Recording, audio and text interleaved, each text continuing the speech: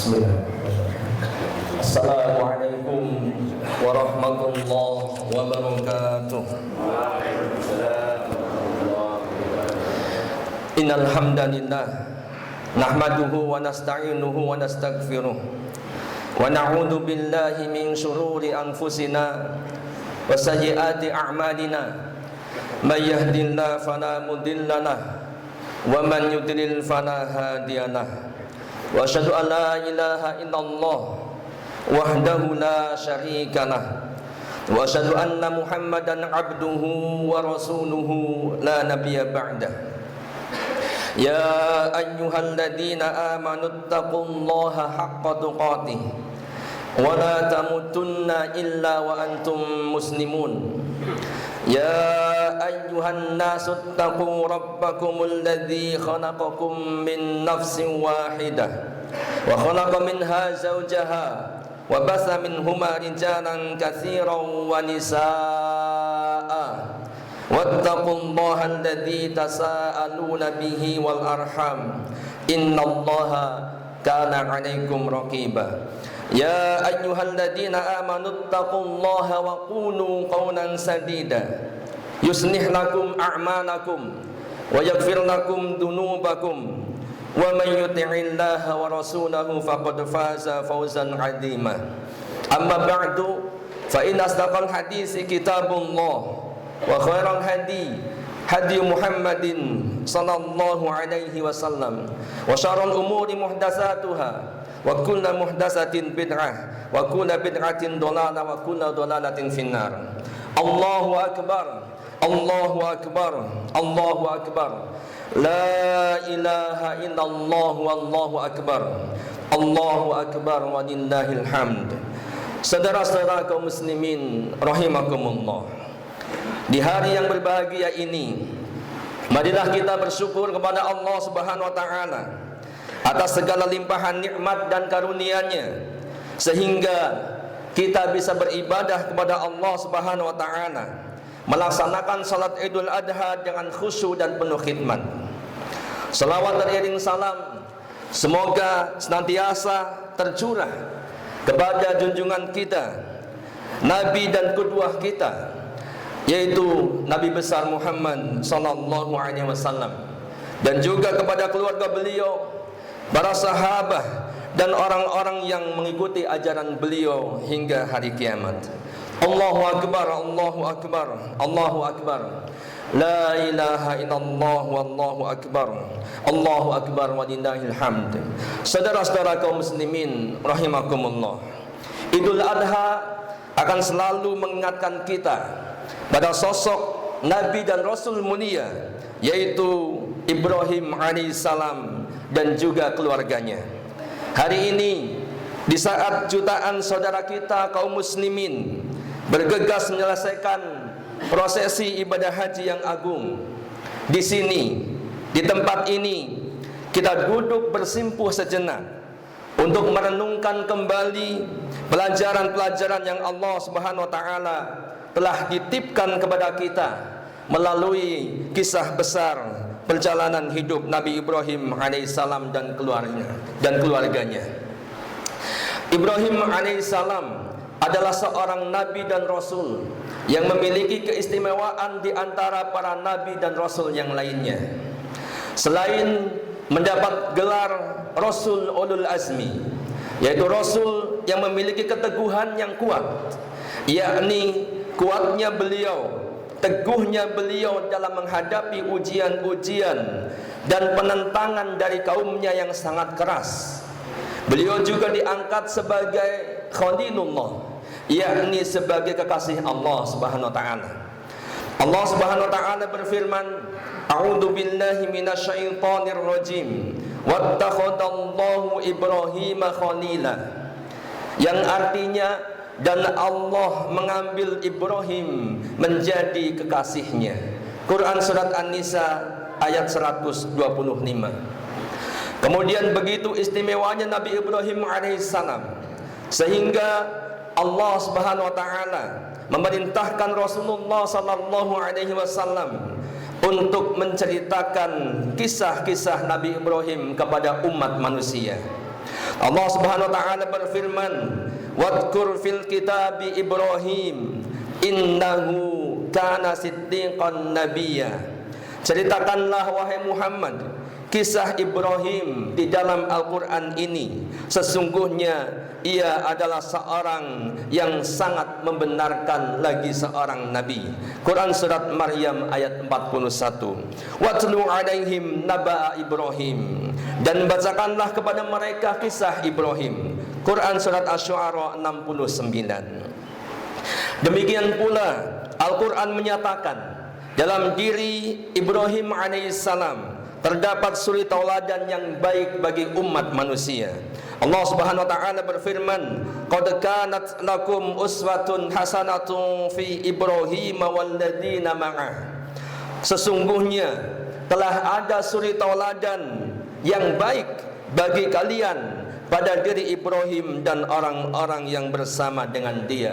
Quran surat Al-Mumtahanah ayat yang keempat.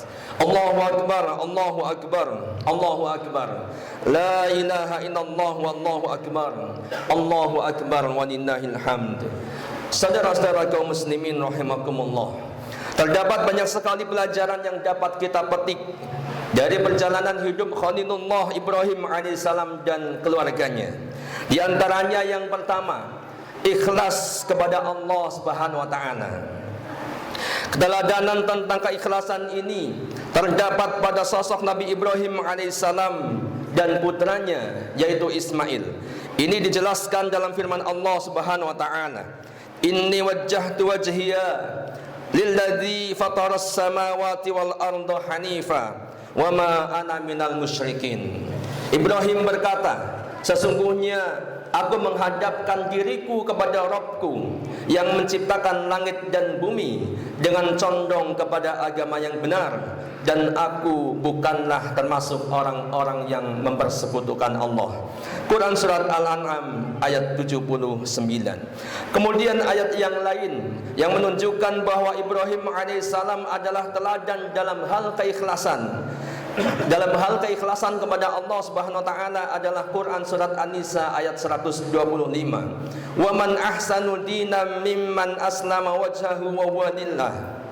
Mimman aslama wajhahu lillah wa huwa muhsinun wattaba'a millata Ibrahim hanifa wattakhadallahu Ibrahim khalila. Dan siapakah yang lebih baik agamanya daripada orang yang ikhlas menyerahkan dirinya kepada Allah, sedang dia pun mengerjakan kebaikan dan ia mengikuti agama Ibrahim yang lurus, dan Allah mengambil Ibrahim menjadi kekasihnya. Quran surat An-Nisa 125. Dalam tafsir dijelaskan, ayat ini menunjukkan bahwa orang yang paling baik dalam keyakinannya dan keikhlasannya kepada Allah Subhanahu wa taala adalah Ibrahim alaihissalam, sehingga Allah Subhanahu wa taala menjadikannya sebagai Khalilullah, yakni sebagai kekasihnya. Maka tidak ada orang yang lebih baik daripada orang yang ikhlas kepada Allah, dan orang itu adalah Ibrahim alaihissalam. Begitu juga sikap ikhlas yang paling puncak tergambar pada diri Ibrahim dan putranya yaitu Ismail. Tatkala ayahnya mendapat perintah dari Allah Subhanahu wa taala untuk menyembelihnya, berkata Ibrahim alaihissalam kepada anaknya, "Ya bunayya, inni ara fil manam anni adbahuka fanzur mada tara." Wahai anakku, sesungguhnya aku melihat dalam mimpi bahwa aku menyembelihmu, maka pikirkanlah apa pendapatmu. Sang anak menjawab, "Qala ya abati fa'al ma tu'mar, satajiduni insyaallahu minas sabirin." Ismail menjawab, "Ya abati, wahai bapakku, kerjakanlah apa yang diperintahkan kepadamu. Insyaallah engkau akan mendapatiku termasuk orang-orang yang sabar." Quran surat As-Saffat ayat 102. Lihatlah wahai para putra dan putri dari anak-anak orang tuanya, contohlah keikhlasan dan kesabaran Ismail dalam menerima nasihat dan arahan dari orang tuanya. Karena pada hakikatnya Apa yang orang tua kalian inginkan adalah suatu kebaikan bagi diri-diri kalian. Kemudian orang yang ikhlas adalah orang-orang yang menyerahkan dirinya dan menyerahkan apa-apa yang dimilikinya kepada Allah Subhanahu wa taala. Tidak enggan ketika diminta oleh Allah Subhanahu wa taala untuk mengorbankan hartanya, jiwanya, bahkan anak-anaknya sekalipun demi meraih kedudukan yang mulia di sisi Rabb-Nya. Saudara-saudara kaum muslimin rahimakumullah. Kemudian pelajaran yang kedua yang dapat kita petik dari perjalanan hidup Nabi Ibrahim alaihissalam adalah bertawakal kepada Allah Subhanahu wa taala. Sebagaimana yang disampaikan oleh Ibnu Abbas radhiyallahu anhuma, ketika Nabi Ibrahim alaihissalam dilemparkan ke dalam kobaran api oleh orang-orang yang sangat keras memusuhinya, maka ucapan terakhir Nabi Ibrahim adalah hasbiyallah wa ni'mal wakil. Hanyalah Allah yang mencukupiku dan dialah Allah sebaik-baik penolong. Hadis riwayat Ibnu Asakir. Ucapan tersebut merupakan bentuk kepasrahan dan ketawakalan Nabi Ibrahim alaihissalam kepada Allah Subhanahu wa taala. Dengan begitu, api pun tak sanggup membakar Nabi Ibrahim karena kekuasaan Allah Subhanahu wa taala. Sebagian ulama menyebutkan ketika Nabi Ibrahim berada di udara, pada saat dia dilemparkan menuju api, malaikat Jibril menawarkan bantuan kepada Nabi Ibrahim seraya berkata, "Wahai Ibrahim, apakah engkau punya suatu permintaan?" Nabi Ibrahim menjawab, "Tidak padamu." Kemudian Allah Subhanahu wa taala pun berfirman, "Qulna ya naru kuni bardaw wa salaman ala Ibrahim." Kami berfirman, "Wahai api, menjadi dinginlah dan menjadi keselamatanlah bagi Ibrahim." Quran surat Al-Anbiya ayat 69. Maka api pun menjadi dingin dan Ibrahim alaihissalam selamat dari terbakar api yang berkobar. Demikianlah janji Allah Subhanahu wa taala. Ketika seorang hamba bertawakal sepenuhnya kepada Allah Subhanahu wa taala, maka Allah akan memapahnya menuju jalan keluar dari segala kesulitannya. Allah Subhanahu wa taala berfirman, "Wa may yatawakkal 'ala Allah fahuwa hasbuh." Dan barang siapa yang bertawakal kepada Allah, niscaya Allah akan mencukupkan keperluannya. Quran surat At-Talaq ayat yang ketiga. Allahu akbar, Allahu akbar, Allahu akbar. La ilaha illallah wallahu akbar. Allahu akbar walillahil hamd. Saudara-saudara kaum muslimin rahimakumullah. Kemudian pelajaran yang ketiga yang dapat kita petik dari perjalanan hidup Nabi Ibrahim alaihissalam adalah bersabar dari ujian dan musibah yang kita alami. Nabi Ibrahim alaihissalam adalah orang yang sangat penyabar. Kesabaran tersebut dapat kita lihat dari cara beliau menghadapi banyak sekali musibah dan ujian dalam kehidupannya.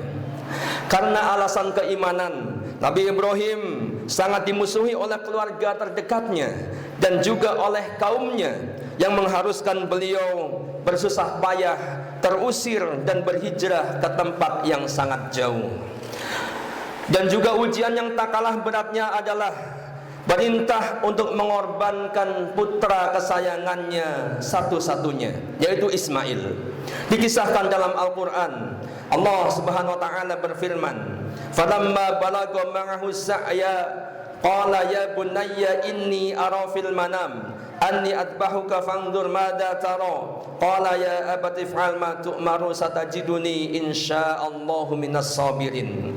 Maka tatkala anak itu sampai pada umur sanggup berusaha bersama-sama Ibrahim pada usia remaja, Ibrahim berkata, "Wahai anakku, sesungguhnya aku melihat dalam mimpi bahwa aku menyembelihmu, maka pikirkanlah apa pendapatmu." Maka ia menjawab, "Wahai bapakku, kerjakanlah apa yang diperintahkan kepadamu. Insya Allah engkau akan mendapatiku termasuk orang-orang yang sabar." Dalam ayat ini jelas tergambar akan kesabaran Ibrahim alaihissalam dalam menerima perintah dari Allah Subhanahu wa taala untuk mengorbankan anak satu-satunya kesayangannya. Dengan tenang dan tepat Ibrahim alaihissalam menyampaikan wahyu Allah Subhanahu wa taala tersebut, sehingga anaknya pun menerima perintah itu dengan sabar, sehingga dia menjawab, "Wahai bapakku, kerjakanlah apa yang diperintahkan kepadamu. Insyaallah engkau akan mendapatiku termasuk orang-orang yang sabar." Sebagian ulama mengatakan Ismail pada saat itu berusia 13 tahun. Di masa remaja Ismail sudah memiliki pemahaman yang sangat mendalam dan akidah yang sangat kuat. Dia yakin sekali apa yang diinginkan oleh ayahnya adalah perintah dari Allah Subhanahu wa taala, dan setiap perintah Allah pasti mengandung kebaikan yang sangat besar. Maka dia pun bersabar, tunduk kepada Rabb-nya, dan kemudian patuh kepada orang tuanya. Begitulah seharusnya kita sebagai seorang anak. Kita bersabar dan patuh kepada orang tua terhadap kebaikan-kebaikan yang diharapkan orang tua kita. Sebab yang demikian itu juga merupakan kepatuhan, merupakan kesabaran, ketundukan dan kepatuhan kepada Allah Subhanahu wa taala.